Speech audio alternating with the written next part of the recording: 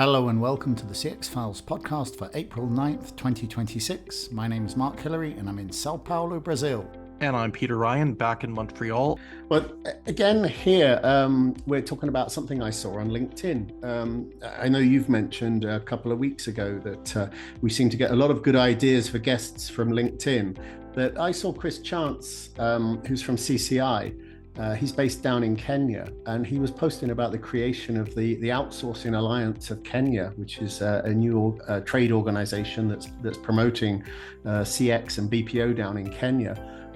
So I got on the phone, talked to Chris about what's going on with the OAK, as they call it, the acronym, but also like beyond Kenya, because there's very interesting discussion now about alternative destinations within Africa that are opening up and becoming really experienced CX players. In Kenya, of course, because Chris is based there, but he was also talking about several other places like Ghana, and Rwanda. So it was an interesting discussion about like where next for Africa after South Africa and Egypt, which are already very well established now. Yeah, and I'm glad that you were able to secure this chat with Chris. We're in a situation with emerging Africa that I think we need to be cautious with. There's a lot of hype around some of these countries. There's definitely a lot of value that can be driven and is already being driven from a CX perspective. That said, I've seen countries in this region come and go over the course of the last 25 years. In many cases, you will see a lot of momentum and then it slowly dissipates. There's definitely, I think, more momentum now, more sustained momentum than we've seen in some time. But the key is going to be for the providers in these countries and for organizations like Oak to make sure that momentum is going to be sustained on the back of substance. And one of the things that we want to see in our space is a more diversified offshore footprint. So when people think Africa, they're not just thinking South Africa and Egypt, but they're thinking Kenya, they're thinking Rwanda, they're thinking Nigeria, they're thinking Senegal, Morocco, Tunisia, etc. The more countries, the better. But the key will be making sure that good campaigns are being run in a sustainable manner from emerging locations in Central Africa. That's what's going to make sure that the rubber really hits the road over the long term. Yeah.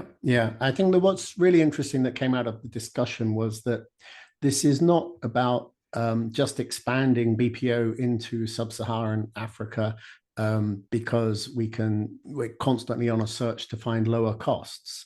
Certainly, Chris was talking about Kenya and talking about the fact that they've had mobile money there for over 20 years. And so it's very interesting now for fintechs up in Europe that are looking for support services. And that could be customer service, but other types of back office fintech support. It's actually very easy to find people down in Kenya that have really deep experience because they've been using apps for money transfers for the past 20 years. So you could even argue that the your average agent in Kenya probably knows more about fintech support than they would in the UK. So I think that these areas where there's specific skills from industry are going to be really interesting.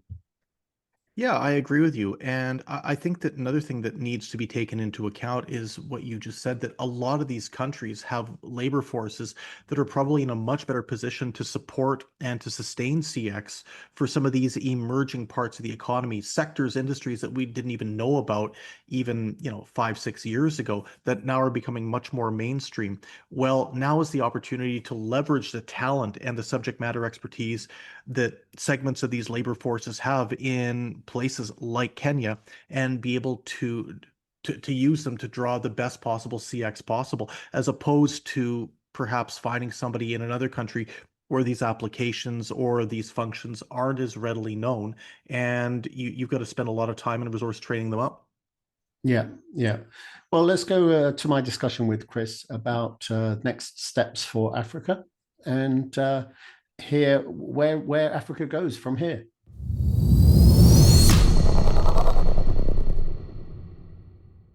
Hey Chris, it's great to get you on the CX files. I know that we've exchanged messages and you've talked about some past episodes and stuff. So it's great to be able to talk to you directly. Maybe to kick off, could you just introduce CCI Global and your role in the business? Yeah, sure. So thank you for having me. It's been a while in the making, but I appreciate you making the time out to make this one happen. So for those of you who don't know me, my name is Chris Chance, and I'm responsible for the day-to-day running of our East Africa operation. I work for CCI Global, which is one of Africa's largest leading impact-driven CX and BPO providers. So we have roughly about 16,000 people across about 7 locations now in Africa. Okay, excellent. And you're based in Kenya as well, then, yeah? Yeah, so I'm based in Kenya, between Kenya, Rwanda, and Ethiopia are my kind of homes outside of the UK. But yes, I spend the majority of my year in Kenya, Rwanda, and Ethiopia. Okay. Yeah, and it's actually because I saw you on LinkedIn at the launch of the Outsourcing Alliance of Kenya. And that's why I think I originally pinged you a message and said, why don't we talk about this? Because I know that you've been over in Kenya for a while.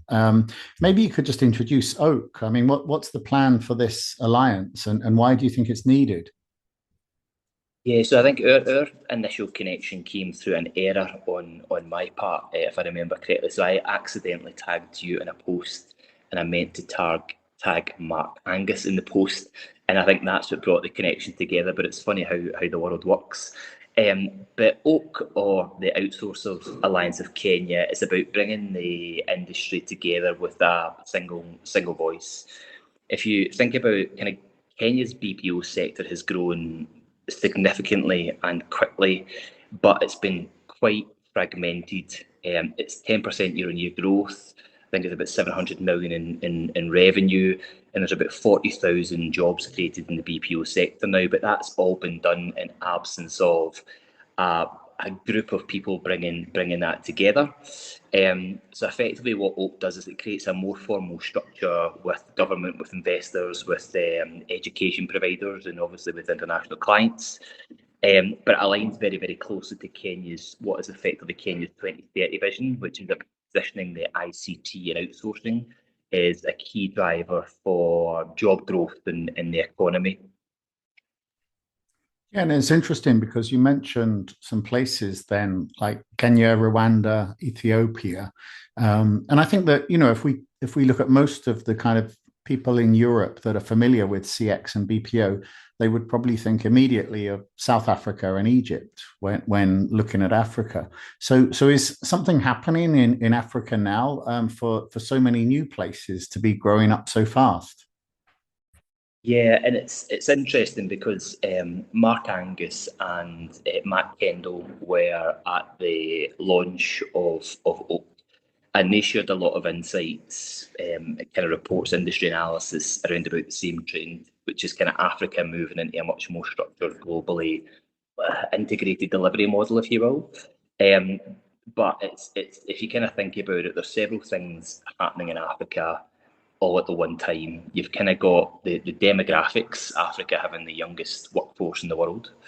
You've then kind of secondly got this education and digital skills have improved massively over the last decade. I would say thirdly, connectivity has vastly improved and the infrastructure are now strong enough to support a global delivery. And then probably the last point is when you kind of look at international companies, they're looking to diversify their delivery locations more than ever, and whether that be through still the back end of what happened through the pandemic, or whether it be geopolitical disruption, people are still looking to diversify into different locations, and we're seeing that shift away from not just South Africa, but more broadly in Africa. And you can see other countries like the Ghana and the Botswana. Actually, Ghana were represented at a separate session I was at over the last few weeks, which was Elevate Africa. But Ghana's outsourcing body is attending those events as much as they're attending the Oak events, because these emerging geographies are really starting to push now for work. They're really starting to create a profile for themselves. And there's a really interesting, everyone kind of interprets this differently, but there's a really interesting view on Mark Angus's analysis, and it's available on his, if you go onto LinkedIn and you'll be able to see it. But he breaks down Africa in terms of kind of three sectors, from maturity down to emerging, down to what we call the last one, probably a nascent market. But he breaks that down really well in a kind of geographical split. And I think when you kind of look at that market, you can start to see parts of Africa that are really starting to light up in different versions of that. But yes, there's definitely a shift there, but there's lots of things driving that shift. Yeah, because I guess we talked about sort of three new emerging economies that are really emerging in this space. But you think then that there's another whole wave coming soon after then? Yeah, I think it's one of the things that I'd taken away from Mark's report was, I think you've kind of got these mature markets, which in Africa you could say where the South Africas, the Egypts, maybe the Moroccos. Then you kind of look underneath that and you've got your emerging markets, which is your Ethiopia, your Rwanda, your Botswana, your Ghana even. And then I think you look under that again and you've got your nascent markets, and I think you're starting to see more and more of those coming through, whether that be Botswana, whether it be Tanzania. There is definitely more now starting, but as I said, there's a great breakdown of that on Mark's report, which is probably the best summarised view that I've seen in a while, actually. Yeah, I'm going to have to take a look at that after we've had this conversation, because I think that quite often we've seen a push into sub-Saharan Africa for BPO. Often, the assumption is it's just about searching for lower cost resource, but are there other types of commercial focus that we could be considering, or that we can access from these places? Very much South Africa always talks about the banking industry down there. So are we seeing something develop in other locations? Yeah, I think people have been a lot more careful about the location strategy based upon what that geography has to offer. But there's no doubt cost matters. Of course it does. But it's not just the story anymore. I think when you look at it, we're seeing strong growth in areas like FSI or fintech or travel or e-commerce or healthcare. But for me, clients are coming for resilience, scalability, language capability, CX. It's no longer just about labour arbitrage. And Dave touched a little bit that on his report in Elevate Africa and in Addis.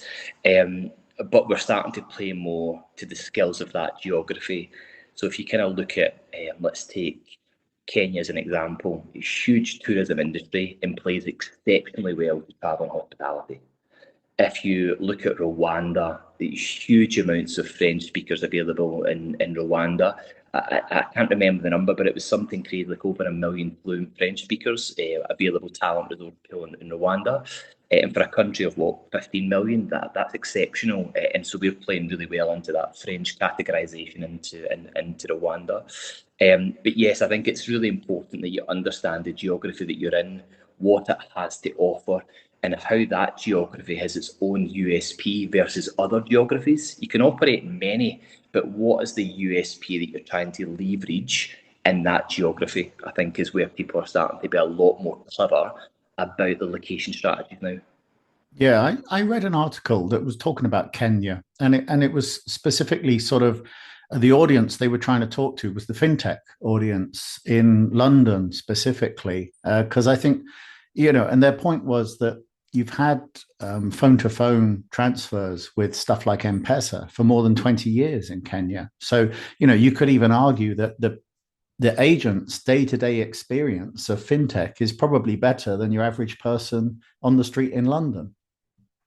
Yeah, and there are many geographies that have got a similar story. M-Pesa or M in M-Pesa is Swahili for money. So, but mobile money is a lot more trading currency in many geographies, even in Rwanda, it's Momo, and obviously big in India as well through Airtel. But we're starting to see that, and you're right that plays a huge factor in terms of digitally native individuals with high skill sets in those categorizations. And that's what we're seeing more and more come through. We're seeing the high levels of unemployed, educated talent that's available to start working on things. And there was another, I think it was Ross Stewart, who did a piece in Elevate Africa, which was around about global peers Africa, and that 1 in every 2 roles in the US could be outsourced. And actually, the way that they're building that is effectively, if you are a Python 4 developer, as an example, it doesn't really matter if you're in the States or whether you're in Ethiopia. You're a Python 4 developer. It's an industry recognised credential. So it's about how you leverage more of that capability with a much more global talent pool, which gives you many things, but including diversity of thought, which is important. Yeah, it's interesting that you're talking about coding because, clearly to run a modern BPO, you need more skills than just the agents taking calls. You've got to have cloud engineers, security engineers, AI expertise. I mean, is this kind of talent available as well to support the development of the BPOs? Yeah, for sure. I think CX today for me is it absolutely requires more than just headcount. To your point, it's cloud, it's security, it's data, it's AI capability are now becoming more fundamental than they were before. And what we're seeing, that AI is obviously changing that model, but it's not removing the need for people. And again, that's came up in a few different reports in Ethiopia over the last few weeks. The voice is still dominant, which is really important to recognise, but the model is shifting. That traditional delivery is starting to compress a bit more, and there's more hybrid models and humans plus AI, and that's growing fast. And fully AI-led models are now emerging, so they kind of see that shift in evolution, but it's not a replacement. It's definitely an evolution. And if you look at what firms like Eris Group are saying, the industry is moving much more towards value-led delivery, capability, resilient outcomes, and not just cost. And for me, that's where Africa is starting to position itself, particularly in that digital CX and AI-enabled services. Yeah, and I mean, I was going to ask about the choice emerging in Africa more generally, but I think that you've made it pretty obvious that there's a wave after wave of choice at different levels of maturity arriving. So I guess maybe a better question would be where can I find out more about what's going on other than looking at Mark Angus's report then? Yeah, and there's lots. We were actually having a conversation with our marketing team earlier today, exactly on that point, which there is so much information now available that we need to get it into a much more distilled, organised, and referenceable place, because you can look online and you can see so much now. But it's actually how we break that down into information which is important, and information which is a need to know rather than important urgent. So we're kind of working through a really clear plan now that starts to educate where we are and where we're going. And actually, Elevate Africa was a great opportunity to do that. Elevate Africa was a 2-day event that we held in Addis Ababa, but it was almost like your CX Files podcast, because there was Dave Rumble, Dave Rickard, Tracy Freeman, Rod Jones, Joe Walker. So it was almost like everyone who's been on your podcast was there. And that's what those individuals are starting to do. They're starting to pull together and create a really clear narrative about what's available across Africa and what's right for you and your business. So those are kind of really key individuals to follow in terms of understanding the landscape. But there is still more work that we have to do at a more Pan-Africa level, which is educating the world on the opportunities that Africa has to offer. I'm not saying that we've cracked the code on this yet, and there's still work to do for sure. Yeah, I guess you need to find a way of publishing these ideas and this information in a way that's going to educate the AI engines, because I would imagine that a lot of the time people are just going to go to Claude or ChatGPT and say, "Tell me what's going on in BPO in Kenya." Yeah, and it's so true. And that, those entry questions, as we know, into things like ChatGPT, you only get out them as good as what you ask them. So therefore, you've really got to be clear about what you're asking. But we need to do, certainly for me as an industry, and I think that's what we're seeing the likes of Oak in Kenya, the Ethiopian outsource committee, GBS in Rwanda, the BOS AG in Ghana. We're starting to see a lot of these players now come together because they realise that the power is in the ecosystem and the ability to share more broadly. So therefore, they're not all sitting separate saying, actually, I'm only caring about my geography. At the last 2 events I've been at, every single one of those geographies has been there, and they're trying to learn from each other. And I think that's the power of the ecosystem, because when that starts to come together, I think we'll start to see some exceptionally healthy growth in all geographies because they'll be learning from each other. And that's the thing that stands out, is they're not scared to learn from each other, which makes the process for me a lot easier. No, that's excellent. That's really, really helpful. I can't let you go though before you tell me about Leading in the Wild, because I saw that you'd published this book, but I haven't managed to read it yet. Is it actually out? So I think you probably got the early version of Leading in the Wild, and thank you for the shameful plug. So yeah, Leading in the Wild is it was a book that was initially born from my own.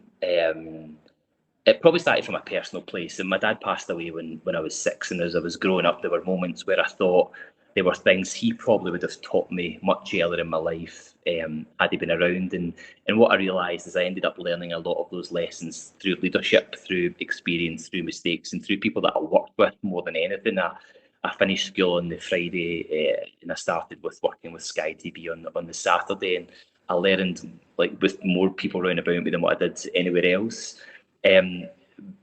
But what I realised is I ended up learning a lot of those things that probably you want to capture those lessons and pass them on in not just leadership but in life, and that's what I wanted to do. I wanted to kind of take all those things that I'd learned in leadership and pass them on to my children, and that's where the safari concept came from. So using animals like a lion, an elephant, a cheetah, and those leadership traits, simple, visual and memorable.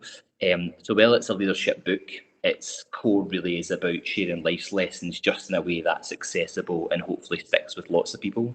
But if I get to choose one, there's 10 animals in it, and then there's a section on the chimpanzee. But the 10 animals in it, if I had to choose one, it would be Simba, it would be the lion, and it would be courage.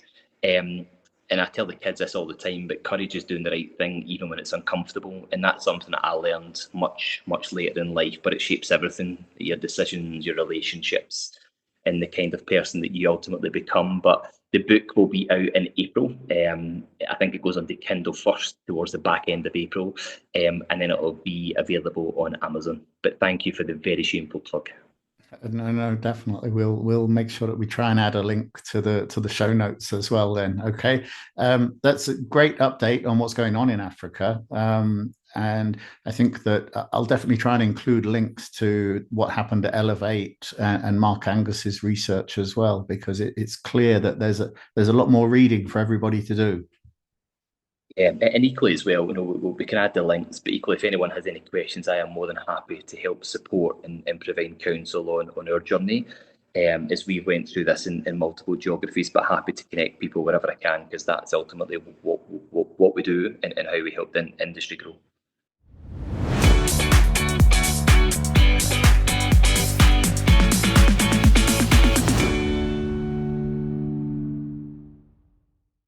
Thanks for listening to the CX Files podcast. We really appreciate your feedback and suggestions. You can reach myself, Mark Hillary, or Peter Ryan via LinkedIn. Please also leave a rating or review on your favourite podcast provider, as that helps more people to find us. As always, we'd like to thank Chris Haig at Traction Media for the CX Files graphics. See you next week.